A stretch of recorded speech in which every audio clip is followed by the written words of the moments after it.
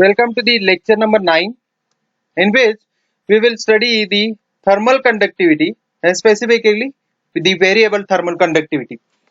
In previous lecture, we come to know what is the heat, how to configure the heat, and the difference between the heat and temperature, like the quantity, scalar, vector quantities, with the help of some examples. Then the one-dimensional, two-dimensional, three-dimensional heat transfer, how to sort out this, and for the one dimensional which formula we have to consider. In this video we are going to form or we are going to study the variable heat thermal conductivity. So as you know, here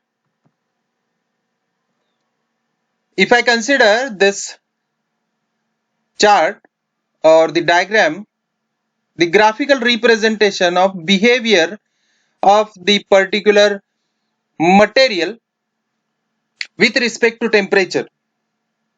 As you know, in the Fourier's law, we have defined that Q is equal to K minus Ka dt upon dx. In that K is the thermal conductivity, which is expressed by watt per meter Kelvin or watt per meter degree Celsius. And we are taking their constant thermal conductivity. And we have defined that in the assumptions. But actually, with respect to temperature, the material behaves or the thermal conductivity changes. It decreases or increases. It is again depend upon the microstructure or the material. For example, if I take here stainless steel, as the temperature increases, the thermal conductivity is also increases. Try to understand this. Thermal conductivity increases. But at the same time, if I consider iron, then with respect to temperature, the thermal conductivity decreases, right? And that's why we need to know what is the variable thermal conductivity, because we need to find out, we need to solve some examples. So that is the basic prime motto of this lecture, is to find out the behavior or the equation for the variable thermal conductivity. Here, for each and every material, specifically those who are having the variable thermal conductivity in a larger scale, that only we have constructed over here. So what is it? When the variation of thermal conductivity with the temperature in a specified temperature interval is large, it may be necessary to account for this variation to minimize the error.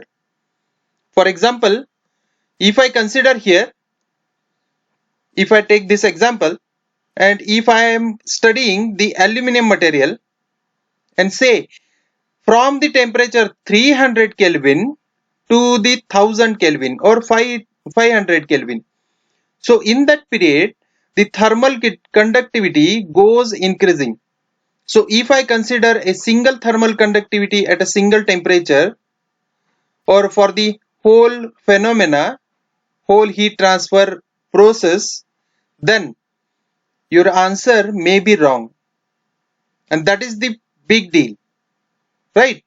So we need to minimize the error, and that's why the concept is of variable thermal conductivity. When the variation of thermal conductivity with the temperature, since the thermal conductivity depend upon the temperature in this case, that's why it is known as the average value of thermal conductivity in the temperature, with ranges between T1 to T2.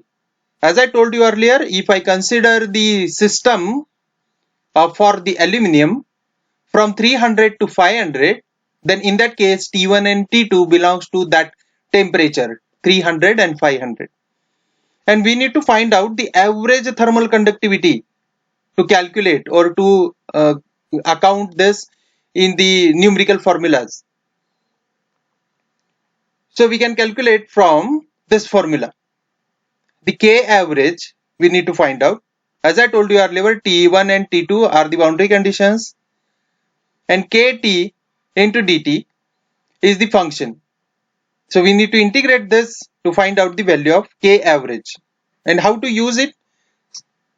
Say, if I consider plane wall, then my equation is minus Ka dt upon dx.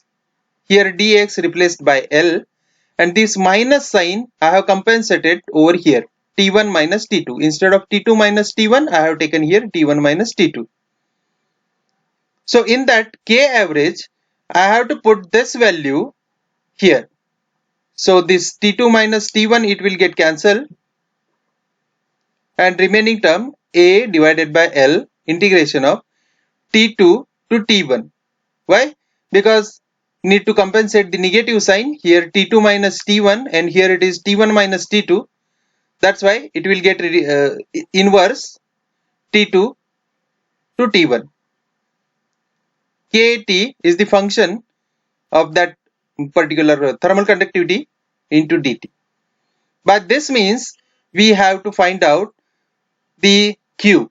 Instead of this direct formula K, instead of K, I have to take here K average. Remember this.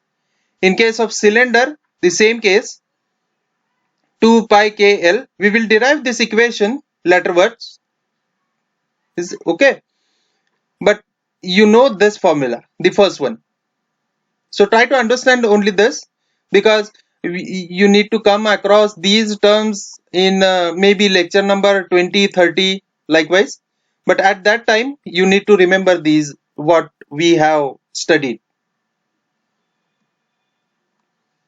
The variation in thermal conductivity of material with temperature in the temperature rate of interest can be often be approximated as a linear function, and it is expressed as, I have mentioned here, Kt, means the K function. There is some function, and that is the linear function, which is expressed as K0 into bracket 1 plus beta T. T is the temperature at that particular point.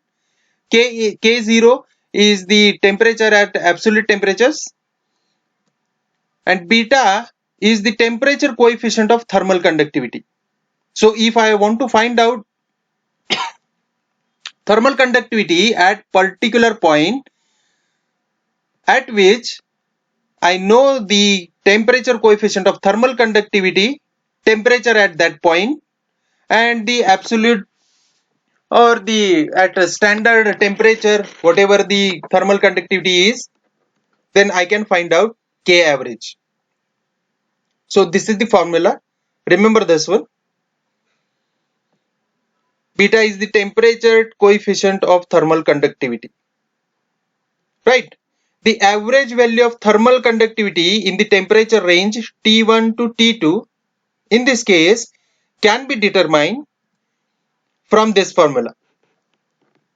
K average, in the previous slide, I have mentioned over only Kt. So instead of Kt, I have to use this equation K0 into bracket 1 plus beta T. And if I solve this, I will get K0 into bracket 1 plus beta T2 plus T1 divided by 2. You can expand these terms. So you will get K T average. Here we have calculated T average. Right? The first and last temperature divided by 2. And since it is addition, we can consider it as T average. So K T average.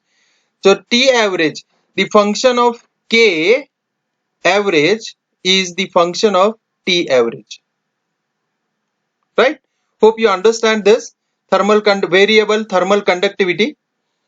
The average thermal conductivity in this case is equal to the thermal conductivity value at the average temperature.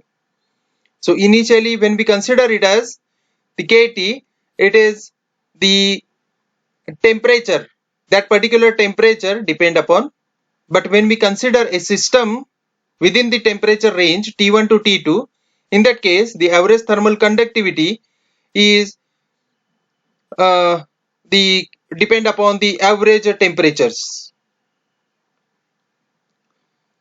Now take this example. Now here we are having the formula Kt is equal to K0 plus 1 plus beta T. Now what is beta? It is the coefficient, right? T is the temperature at particular point, and K0 is the thermal conductivity defined. Now if the heat flows from T1 to T2 in the direction of L or X, if I consider this a straight line, that means his here coefficient beta is equal to 0. If the beta, that coefficient, is greater than 0, then your graph will be like this. So why to understand this? Because if I want to plot a graph and find out the temperature gradient, at that time we need to know these concepts. Because as you know, the slope of that curve which represents the temperature gradient. And if beta is less than 0, means if beta is negative, then your slope or your curve will be like this. The variation of temperature in plane wall during steady one-dimensional heat conduction for the case of constant and variable thermal conductivity.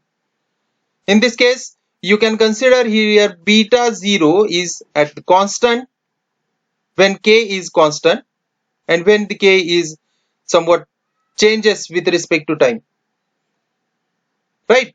So suppose at some middle level, up to a middle level, if beta is greater than 0, and after that if beta is less than 0, then you need to find out the curve or the variation is like this inside the ball. Thank you and stay connected for more videos and keep learning.